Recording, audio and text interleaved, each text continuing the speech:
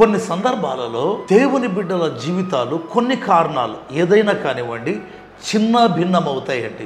యోబు జీవితంలో సాతాను దాడి చేయడం ద్వారా కావచ్చు, అలాంటి పరిస్థితి కావచ్చు, లేదా పాపము చేసి పాపము యొక్క శాపమును బట్టి కావచ్చు, ఇంకేదైనా కారణం అనుకుందాం. అలాంటి సమయంలో మరీ చిన్న భిన్నమైనప్పుడు దేవుని బిడ్డలలో ఒక ప్రశ్న, నా జీవితము మరలా కట్టబడుతుందా?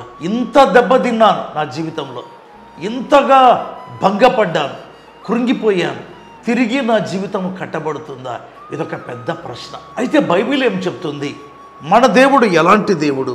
కీర్తనల గ్రంథం 69వ కీర్తన 35వ వచనములో ఆయన యూదా పట్టణములను కట్టించునని వ్రాయబడింది.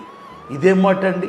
మనకొక దేవుడు ఉన్నాడు, ఆయన పట్టణములనే కట్టించేటువంటి దేవుడు, పాడైనటువంటి పట్టణములను కట్టించే దేవుడు, పట్టణాలనే కట్టించే దేవుడు, పడగొట్టబడిన యెరూషలేము మందిరాన్ని ఎజ్రా కాలంలో తిరిగి నిర్మించినటువంటి దేవుడు పాడైపోయిన జీవితాలను కట్టలేడా?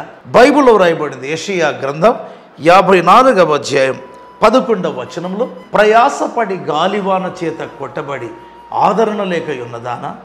మామూలుగా కాదు, నీలాంజనములతో దేవుని వాక్యంలో వ్రాయబడింది, నిన్ను తిరిగి కట్టుతానని వ్రాయబడింది. మామూలు కట్టడాలు కాదు.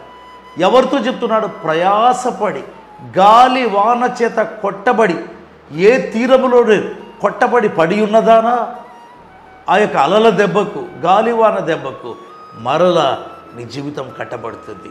ఎందుకంటే ఈ దేవుడు సర్వశక్తిమంతుడు, సమర్థుడు. నీ జీవితాన్ని తిరిగి కట్టుతాడు. పట్టణాలనే కట్టే దేవుడు నీ జీవితాన్ని కట్టగలడు. ఆమేన్.